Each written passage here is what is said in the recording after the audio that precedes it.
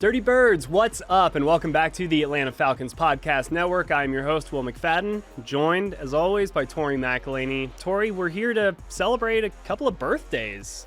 Big birthday day. Big birthday energy. We've got the Atlanta Falcons kind of celebrating the 60th anniversary of when they were granted pretty much the rights to Rankin Smith. Crazy that it's been 60 years. 60 years, wow. Yeah. June 30th. 1965 wow. is the day that happened. So happy birthday to the franchise.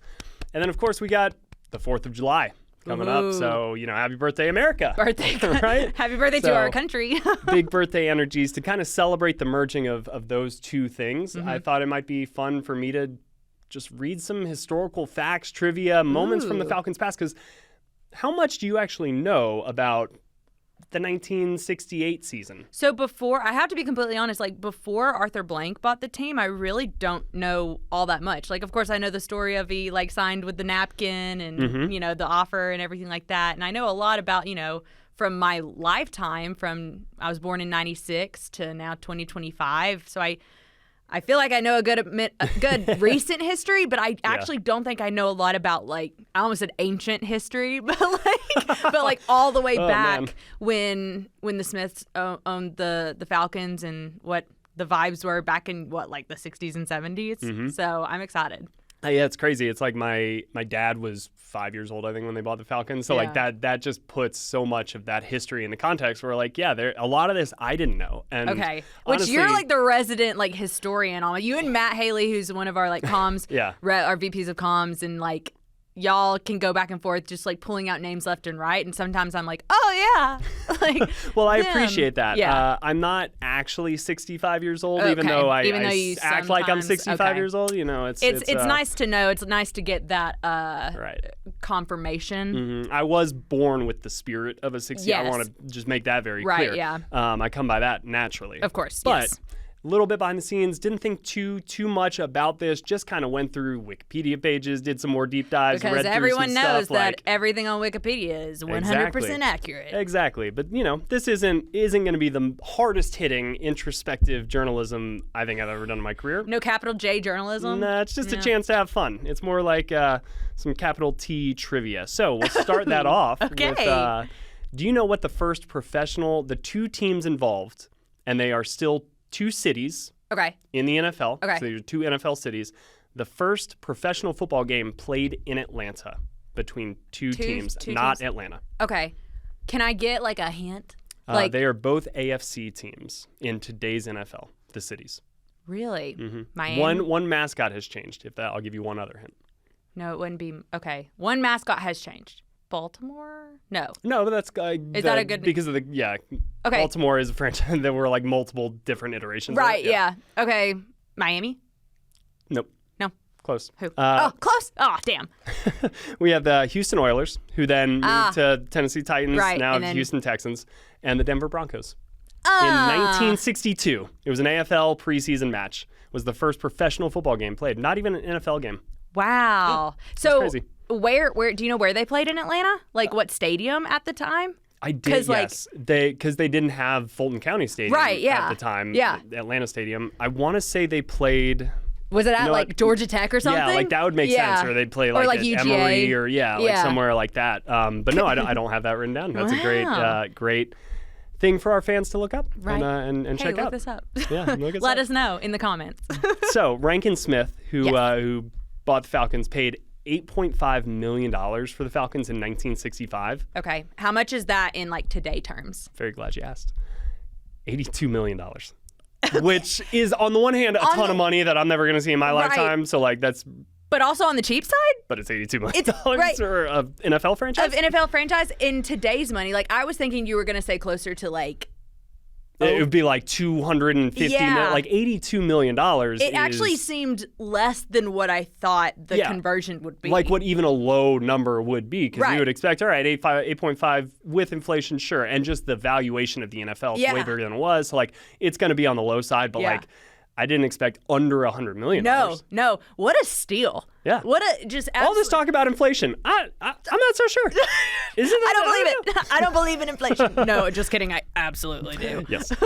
Just for a reference point, Washington sold recently for $6.05 billion. That was why dollars.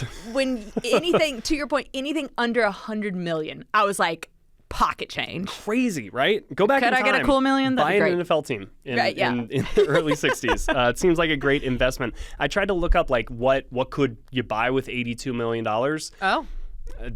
Google's AI told me like super yachts, and you can invest in charity. Is the other thing that it told me. Basically, those are the two avenues that you could go with. Yeah, those are the only two options. You can do nothing else with the money. Like, are we totally separate podcast? We'll get, but like, we got to use AI better. AI needs to generate me like a list of here's 100,000 things that you could buy with $82 million. That's what we need to be doing. Yeah, but no, it only gave you two options. I think honestly, ChatGPT was probably a little bit like lazy about like, you it. can put it in the bank. You can invest it. It's right. Like, I can do that with $2, man. That's boring. We want to do some fun things with it. So they obviously they ended up picking the Falcons. Yes. A lot of submissions as for the nickname write-in, but some of the other names that were please tell me the other names for the Atlanta Falcons were the Knights. Okay. With a K. Yes. Yeah. Well, carry a sword. It gets dark in Atlanta sometimes. It does. Yeah. Beautiful moon out. The Bombers. Kind of. That's an interesting one. Maybe it has to do with like Dobbins Air Force Base. Maybe. But how long has Dobbins even been there? That's a great question. Right. I would assume. I think it was around for both of the World Wars. If somebody knows the answer to this, we're going to sound super foolish. I honestly love that we're just kind of making stuff up and we're just like, yeah, sure. We're really telling on ourselves without even knowing it. No, yeah. So, okay, so the Knights, the Bombers, Rebels. Makes more sense. Okay, yeah. Crackers. Oh, no. Confederates. Oh, no. This was These are getting worse. The Thrashers. Okay, so ended up being a hockey team. Yeah, okay. The Lancers. Lancers? What is that? On the one hand, I believe it was like an old series of television. I think it was an old TV series. I think it's more maybe like you're lancing something. Like I don't know. Lance a pimple or something like that. Like it's like basically you slice it? Kind of. You like puncture it to like maybe let it drain. That So would be like you're lancing a boil. Okay, producer Jared has dropped in an image of what it could. Okay. This is about the Bombers. So we do have, there's a major airplane factory, in Atlanta, Bell Bomber plant. So there we go. Okay, By that the would Bell make Aircraft Corporation. Interesting. Okay. Did they go on to fund Bell South? I don't know. TBD. Okay, Look that one up, Jared. I do need to know. I need to know. I don't know what a Lancer is, and I feel like that is a strange. I'm pretty sure their Lancer was mentioned in the movie Once Upon a Time in Hollywood. I don't think that helps us here, but that's why I'm saying it's a TV show. While producer Jared is in on that for us, and looking up Lancer. Okay. Firebirds. Which came back for the Atlanta United. Yeah. And that was my personal favorite. I think Firebirds like is Firebirds. so cool. We're playing the is awesome. Firebirds. It's just like there's something so interesting and original about that. Also, quick pause on Firebirds. If anyone's watching and just saw my face, it's because producer Jared just sent a picture. It's the most metal picture I've ever seen. It's a man on a horse stabbing someone, which I assume is the Lancer. So if anybody is familiar with jousting, that's basically a lance. Okay. Right? Oh my God. Yeah, of course that's a lance. Right. Yeah. Oh, it's a lance. Knight's Tale. So Lancelot. Oh, that's great. Okay, I'm out on lancing. That seems I'm out on me weird. after that. Honestly, how did you not know what a lancer was, Will? I mean, I think it's pretty fair to not know what a Lancer was. Fair, but like a lance. Anyway. Okay, Firebirds, Fireballs, and Thunderbirds were the final three. Oh, man. Firebirds or Thunderbirds? Which is cooler? Thunderbirds, but I feel like it's because of the Thunderbirds brand of the plane that I consider that to be the cooler of the two. Gotcha. Fireballs is a bit on the not great side. Fireballs. The Atlanta Fireballs. The Atlanta Fireballs. Play great balls of fire for every single every touchdown, every single one. Honestly, great brand. Yeah, right. But no, I personally think the but if the Thunderbirds, how long have the Thunderbirds been around? As a naming for the plane in the group. A long time. It was also a car. Oh yeah, that's right. It was. So Thunderbirds is not the most, but it's still really cool. Right. I don't know how in use it is right now. That's how to planes and stuff, right? Right. But neither is Firebirds. Right. I'm kind of glad that it's interesting that those were all of the options, and then they landed on the Falcons. Because there are a few that I would have been like, oh, that's really cool. I really liked, I like Firebirds. I think Firebirds is pretty cool. I think Bombers is kind of sick. Bombers is interesting considering the history of it, and that there was the Bell bomber plant in World War II. I think that's interesting. What was the other one before we got to Lancers? Thrashers. What was the one before that? Confederates. No, not that Rebels? one. No. Knights. Knights. Oh, that was what I was going to say. The Atlanta so Knights. Apparently, do you remember going to Thrashers games? Yeah. Okay. Had many birthday parties there. Okay, what's the lore? Wasn't there like some type of lore? I remember being like super young, and they would, while you're singing the national anthem at Thrashers game, it's like, whenever you said night, everyone would yell Knights. I do. Was there a minor league hockey? I know they've got the Gwinnett Gladiators, right. but was there an Atlanta Knights there was a hockey team? Maybe at there one point? was. Again, we're showing our age here, so if you guys we don't please know. like DM us. Like I want. I actually genuinely want to know why we did that, because I was like 8 or 9 going to games and watching the Thrashers, and so when you said Knights, like off the top, I was like, oh, maybe it was like the interconnecting of like what the Falcons could have been, but. Yep. I don't know. That's interesting. Those are hilarious names, though. Yeah. We should look up. We'll look up Knights off air, and if it's anything interesting, we'll share it in a future episode. But yeah, go look it up. The first team head coach in team history was Norb Hecker, but they really tried to make a push for Vince Lombardi. So Norb Hecker was an assistant on that staff. Apparently, though, they had a handshake agreement with Vince Lombardi. Really? To come and coach the Falcons, and he backed down because he's a coward. He didn't want the smoke. So he couldn't handle the Firebirds. He couldn't handle the Firebirds. So there was a handshake. How old do we think? How was Vince Lombardi? Was he retired at the time? Would he be? No, I don't think he had won. I don't think they won their championships yet. Like really? I don't think he was right on the precipice of being Vince Lombardi. Okay. Wow. So he could have been. Man, I wonder if if he did like follow through and he was like the first coach of the Atlanta Falcons, what the trophy would be named after now. Ooh, that's actually a great question. Okay, yeah, I was like, where are we going with this? Because I don't know if they're immediately just going to have the success the Packers did. Because I don't think they would have. Would it be the Bill Walsh Trophy? Would it be maybe like who's a Don Shula? Like but it would have to be somebody early on. Right, the best coaches of a specific era, like that specific era, who would have won had George Halas. Like had Vince Lombardi not been Vince Lombardi. Right. Yeah, or would it be named after a player maybe? If a player was part of it? That's a fascinating what if. Yeah. We could pencil in like an NFL what if like series. Just a great episode. Yeah, just like the all-time kind of like Zags or sliding doors. That would be fun. I like that. They also considered a man named Red Hickey. Which Hickey. That name stood out and I loved it. Man. You know, the 60s were. What a name. If I was going to be named after a color, I think I would want to be red. Red? Yeah. Or chartreuse. Yeah. Magenta. That's a good one. This is my, Blue's Clues. Yeah. The best dog. Blue. So when they were courting their first ever draft pick, Mr. Falcon, Tommy Nobis, he was trying to decide between the Falcons and the Oilers, both of whom selected him with the number 1 overall pick, I believe just like a week apart. No, just 10 minutes apart. 10 minutes? Sorry, 10 minutes apart. Oh my gosh. Talk about being on the clock. So this is also how crazy the 60s were. Like, we just don't make them like this anymore. Well, the fact that you could have two teams vying for one player with at the same time with one real pick. Tug of war. Yeah. He's like, easy guys, don't fight on me. Like, why was that? Like, why did they have? Like, why were they head to head on the pick? I mean, the teams aren't collaborate. Like, the teams are the leagues. The leagues are competing. So like, they don't care. That's true. It wasn't a holistic. We're just taking everybody. So, like, and then they were two different leagues saying, "Hey, come to us." No, hey, come to us. This is live in the PGA. Mm-hmm. You know, they're fighting over players. So good point.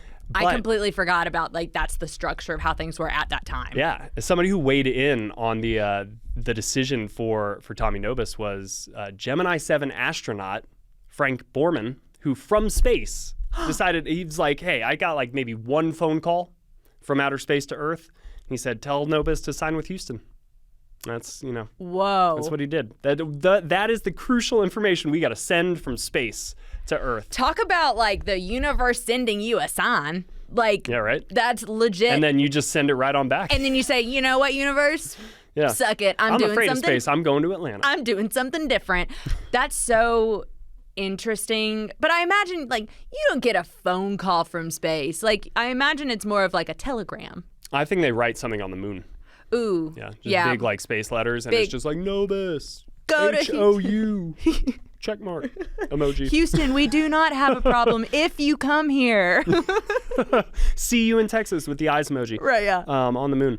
But so the Falcons started play in the NFL East division, and they've been a part of the most wild divisions, I think, just the makeups of them. In the NFL East division in 1966, the Atlanta Falcons, the Cleveland Browns, the Dallas Cowboys, the New York Giants, Philadelphia Eagles, so we got, and Washington. So we got the NFC East in there. Yeah. Pittsburgh Steelers, St. Louis Cardinals. That's kind of like the weirdest hodgepodge of just like the East Coast, and then we got the St. Louis Cardinals in there. Yeah. But later on in 1967, they would play in something called the Coastal Division. They were doing a real legends and leaders thing in 1967 in the NFL. They had like the Central, they had the Command, they had the Coastal, they had another C. Yeah. And it was the Falcons, the Baltimore Ravens, the San Francisco 49ers, and the LA Rams. Could you imagine? That's horrible. Yeah, like we're freaking out about like Oregon having to be in the Big Ten. Yeah. The Falcons have to go, like all their road games are 500 miles away minimum. Literally, ever since we got the schedule for the 2025 season, all I've been complaining about is why we don't have like a road trip out to the West Coast to play San Francisco and Arizona instead of having like doing it in one fell swoop instead of like one earlier in the season, one later in the season. The fact that it's like in their conference, is there, oh yeah, guys, go. You're going to the West Coast and you're coming back and you're going to play, I don't know, Cleveland, and then you're going back to the West Coast and you got Baltimore. Right. That to me seems so like illegitimate and like not in any type, it doesn't make any type of logistical sense at all. No, not at all. So we're about halfway through my knowledge for you. Didn't go, again, all the way up to today, so just kind of 10 years. But second coach in team history, Norm Van Brocklin, had the nickname the Dutchman. Ooh. So I wanted to get your thoughts on what do you think the coolest nicknames in sports history are? I've got a few written down. Okay. So while you're thinking of some, maybe these jog your memory. The law firm, Ben Jarvis Green Ellis. Whoa. Just an amazing, like, creative nickname there. Yeah. And cool for a running back, like the law firm. That it is pretty cool. Right? Yeah. The round mound of rebound, Charles Barkley. Oh, yeah. Creative, a little hurtful. Little hurtful, but maybe nice. not really. The other side of the weight spectrum, the Slim Reaper. Kevin Durant. Yes, yeah. Kevin Durant, for sure. I mean, yeah, we can say that Devontae Smith is in the NFL, that version, but I think KD owns it. Two NFL all-time nicknames. Night Train Lane. Maybe my favorite nickname of Night all Train time. Lane? Night Train Lane. First off, like, night train. What is it? Is it different than a day train? It's just a train that runs at night, but it sounds infinitely cooler. Huh. And then Night Train Lane, just the rhyming. And a Falcon that I think has such a cool nickname is Andre Bad Moon Rison. Oh, I do love that one. Little Creedence Clearwater Revival for Andre Rison, who was before Roddy White, before Julio Jones, before Terrence Mathis. That was the guy. So, you got any? Okay, so I wanted to do some baseball ones because I knew there were some like baseball ones that I couldn't like really think. I mean, because I just my mind immediately went to like hammering Hank Aaron, like the hammer, like that. To me, I just loved Hank Aaron. He's my favorite player of all time, any sport ever. But so I just like looked up some like Major League Baseball names, and some of these are actually very funny because like they're very obvious. So like Walt Williams, they called him No Neck because he didn't really have a neck. That's amazing. Don Mossy, they called him Ears because he just had big ears. Like these just sound hurtful. These were just whatever. This is just bullying. Whatever they thought like that was their biggest point of like physical feature. They're just like, your big ears. It's like the John Mulaney stand-up where he's like 13-year-olds are the most mean people, and they're like, look at that man, he got feminine hips. Yeah. This thing called feminine hips on the baseball team. So Ricky Henderson has the all-time stolen base leader. Was and always will be, according to the Man of Steel, spelled Steal. Oh yeah. That like that. That I like a lot. The Man of Steel, because he was stealing bases. I saw actually that Germany made an Iron Man statue as a tribute to him, and they titled it the Man of Steel. Perfect. Which is imperfect because that's obviously Superman's nickname. So Oh yeah, that's right. they literally like called Iron Man the Man of Steel, and Also, it's, it's first iron, off, not, iron is not steel. So actually, I take that back. It's very imperfect. Yeah, That's hilarious. actually not at all accurate. Somebody Lost who's in translation. probably deserving of his own nickname, Claude Humphrey. One of my favorite players in Falcons history that I know very little about, and one goal of mine one day is to just bury myself in the archives and read all the Claude Humphrey newspaper clippings I can, because the dude had 99.5 sacks with the Falcons. Yeah. He was Defensive Rookie of the Year in 1968. They drafted him number 3 overall. He's a Hall of Famer. Claude Humphrey is like, when did you first become aware of Claude Humphrey? Are you, like, what is your awareness of Claude Humphrey as a Falcon? Because he's honestly an all-time great that we just kind of like, I'm sure people listening right now don't know who Claude Humphrey is. I know. Wasn't he from Memphis? I believe. Man, you always throw a question at me that I know, I'm sorry. I spent the last day doing research on this, and the first one you're going to throw is like, I don't know. The only reason I know this is because, like, I used to play softball and we would travel all the time, and so I think in Memphis there was like a Claude Humphrey. There was something about Claude Humphrey, and unfortunately, the next time that I really like thought about him was when he unfortunately passed away in 2021, because it was like like we were getting things together, going through the archives, to your point, and it's like, wait a minute, why are not more people talking about what he was to the Falcons like back in the day? Because it was very impressive. And I mean, that's the thing, is like some things just get lost to the history books, and case in point, all of this that we're talking about today. And Claude Humphrey is just like somebody that I think embodied what the intro to the league was at that time, like in his story, and the success that he had with everything mounted against him was just, it's pretty inspiring. Yeah. So go look up Claude Humphrey if you don't know much about him, because he really is a phenomenal player and a cool part of Falcons history. Moving on, and we'll kind of do these next couple a little quicker. This is crazy. I saw this on a Page 2 article about the craziest draft stories in NFL history from ESPN way back in the day, like 2003 or whatever. Still is on the internet.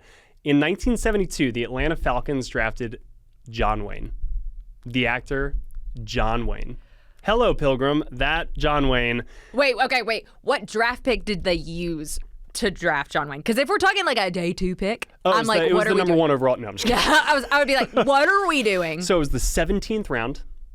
Back in the day of the draft. Yeah. So this was the equivalent. They ran out of options. They're like, there are no more football players left to draft. It's like if we had 17 rounds and Howie Roseman was like, we're drafting Glenn Powell. Come on down, Glenn. Hey, come on, Glenn. Yep, Hangman, come on in. Let's do it. So they drafted John Wayne, and apparently Norm Van Brocklin, the Dutchman, my guy, stands up, yells to his staff, and he says, quote, ESPN's piece here, "Do we want the roughest, toughest SOB in the draft?" The response, of course, was affirmative. Of course, yes. So Van Brocklin calls NFL HQ and says, "Atlanta picks John Wayne of Fort Apache State." And then Pete Rozelle, the GM, disallowed the pick. He said, "No, you can't take John Wayne." So he wasn't joking. He was like, they for real, literally for real. He put called in the card and said, "John Wayne is our pick." And they said, actually, we take that back. Don't listen to him. Listen to us.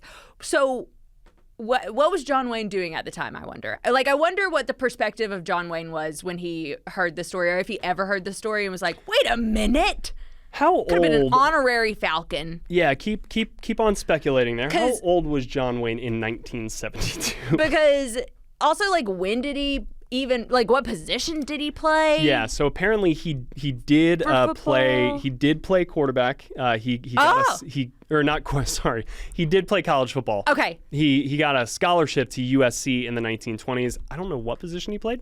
He was 6'4", so he was a hefty fella. Maybe he was born in 1907. So he would have been 65 years old at the time in 1972. They drafted a 65-year-old actor with the 17th round pick. You know, sometimes you just got to do what you got to do. I love the moxie. And they were convicted. To use Terry Fontenot's term, they felt conviction about John Wayne. They're like, you know what? Get him here. We don't care what happens. Get him here. And then the GM was like, actually, guys, let's go a different route. Yep, they don't call him the Dutchman. The Dutchman and the Duke. That would have been a nice little pairing there. But yeah, I love the cojones on that decision. Great job, Mr. Dutchman. So the 1973 season is one of the craziest I think I've seen just in terms of how it all played out. They opened the 73 season with a 62-7 win against the New Orleans Saints. Hey, there you go. Heck yeah. It was 0-0 after the first quarter. They scored 24 points in the second quarter, 21 in the third, 17 in the fourth. Hey. Blew them out. Falcons had 500 yards of offense, near about 496. Dick Shiner, quarterback for the Falcons. Perfect passer rating, 158.3. The first ever recorded perfect passer rating in the history of that stat. In 1973. 1973, the season opener between the Falcons and the Saints. The first perfect passer rating in NFL history. And I wonder, like, do you get a plaque for that? You know, like later on in life, it's like, you know what? I created a stat. Yeah. A perfect stat. You're welcome. Thanks, guys. I'll be here all week. It was a sight to behold, and congratulations to him. But then there was another end of the spectrum in terms of quarterback play later that season. Falcons played St. Louis, and it was the only time in NFL history that both starting quarterbacks had a passer rating of 0. No. In that game. How you can have 0 passer rating. Like this, literally the worst and the best in the same season. That one was Bob Lee, so it was a different backup quarterback for Atlanta. Okay. But same team, also what's more interesting though is that the Falcons lost the game 32-10. How a team puts up 32 points with their quarterback having a 0 passer rating is beyond me. That's what I can't like really comprehend. It's like only incomplete passes will leave you with like a 32 passer rating. So he threw I think 5 interceptions in that game. They had to have scored on at least 3 or 4 of them. You would think, yeah, a couple of pick sixes. Like had to have. But again, like that, just the roller coaster of it, and I've got it here. So after opening the season 62-7 win. They then lose the next game 31-0. Yep. Score 62 points one week, 0 points the next. Hey. Lose 31-6 the next week, 13-9 the next. So 62-7, they'd lose 3 straight, and they score a combined 15 points in those 3 games. Crazy, God, right? That is so. I can't even like really even fathom that. It gets better. Oh God. They then win the next 7 games. In the next 2 games after losing those and putting up only 15 points, they put up 87 combined points. Then they go 17 points, 15 points, 44 points, 20 points, 28 points. They are 8-3 at that point. Everybody's like, what the heck? Then they lose 17-6. Then they lose 32-10. It's just like I'm so all over the place as to, this like, year. How they were. It wasn't even like they were having any like middling of the road play. Yeah. It was either all or nothing. It was crazy. It was home runs or strikeouts. Yeah. Like that's all that season was. I kind of just want to go back and rewatch that season on NFL films. I got to go find it. What a weird season. That's how I'm spending my summer now. Also, I would just be like, every day you'd wake up and you'd be like, I don't really know what you're going to get from them today, but it'll be interesting regardless. All right. So I want to end you with this one because I've discovered, I think, my new favorite, not just Falcon, but maybe kicker of all time. Ooh, okay. A player I had no idea, frankly, existed beforehand. Maybe he's kin of mine. I don't know. His name is Bryant McFadden. Oh! And he was a kicker for the Falcons, at least during the 1988 season. That was his final year as a kicker for the Falcons. Mm-hmm. Because in a game against the Buffalo Bills, and this is, the Buffalo Bills in their heyday. Okay. The Four Falls Buffalo, making 4 straight Super Bowls, one of the best teams in the league. He helps them win by converting not just 1, but 2 50-plus yard field goals, which at the time, again, we're talking 1988 here. Right. They're not bombing 60-yarders all over the place. He helps them win, walk-off field goal over 50 yards. But here's the thing, and I'm going to slack you this picture right now. Oh, God. So that you can see in real time. All right. Tell me what you see on Mr. McFadden's right foot. Is that a boot, or is he without any shoe? Does he have no shoe on? He is sans shoe. Sans shoe. He was a barefoot kicker. He kicked the ball barefoot. Over 50 yards twice to beat the Buffalo Bills in the same game.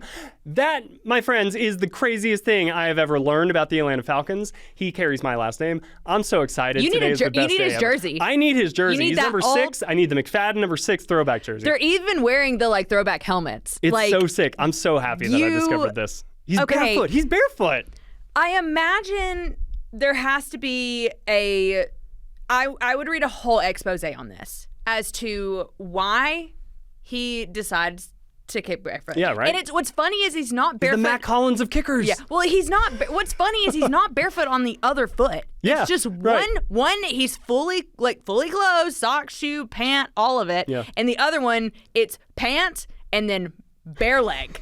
And it's like he stepped in a river. It does. Well, that's why I was like, is he wearing? Because the picture's a little like blurry because it's old. And I was like, is he wearing like a boot? Nope. Just absolutely fine. That has to hurt. It's gotta hurt. It's in the cold. Yep. In the cold. I can't handle anyone even like poking my arm if it's under 50 degrees. I'm a Southern girl through and through. Like, I can't handle the cold. Yeah, I'll shatter. The imagining, like, even if he like hits it wrong, like, you're hitting bone. You may hit a toe. Talk about like how painful that is. You can't no. I'm hard out on this. I hate feet. I hate looking at feet. I think they're kind of gross. So imagine how gross his foot was. Like, yeah, it's like cauliflower ear, but like kickoff toe. Like, the bottom of his foot, I bet, was disgusting. And like, I bet it stunk. Actually, no, maybe it didn't because it was just out in the air. Breezed. Yeah, it was just easy. It was just easy, breezy, beautiful. Free breeze. Free like, breeze, he's just getting it swinging. Yeah, it's all good. Easy, breezy, beautiful cover girl. Like, he... Uncovered toe. Gross. Gross. Uncozy, as Taryn would say. Yeah. But hey, kudos to him. He had a system, and I guess the system worked for him. The last bit about this, because we're somehow not done. So there's more. That 50-yard kick, the game winner, was also his last kick ever. Because, as we mentioned... Did he break his toe? I don't know if he broke his toe, but he did get injured before the next game, which they didn't know about before the game because he got hurt in warm-ups, and teams didn't have really backup kickers. They weren't carrying two kickers on their roster. The punter at the time had no kicking experience. So in a absolute blowout loss, 45-3, the only point scored in that game, because again, they don't have their kicker. How do they score 3 points? Yeah. Starting quarterback Chris Miller lines up and kicks the worst field goal kick you're ever going to see in your life. And it hooks in, 25-yarder, and it's good. So Chris Miller made a field goal the next game after Brian McFadden just gave it all to glory. So did he also take a do note? It barefoot? Did he do it barefoot? Because maybe that would have changed things. I think he learned. His lesson. Okay. Yep. I think also as a starting quarterback, probably not. Don't kick the ball barefoot. Yeah, don't kick the ball barefoot. Maybe don't even kick it all. Maybe just convert on fourth down. Absolutely. Yeah, just the tush push was invented that next game. That day, yeah. Was this fun? I can't tell. Did we do good here? I can't tell either. I have no idea if people enjoyed this. I enjoyed this, but like this is a normal conversation for us, so I don't know. Like, this is not this isn't like a not normal thing for us to not the first time I've been like, hey Tori, did you hear about this? Yeah. This barefooted kicker. Guess what? His last name's McFadden. Like, this is pretty normal for us, but like, if you guys at home are just like, what did I just listen to for 25 minutes?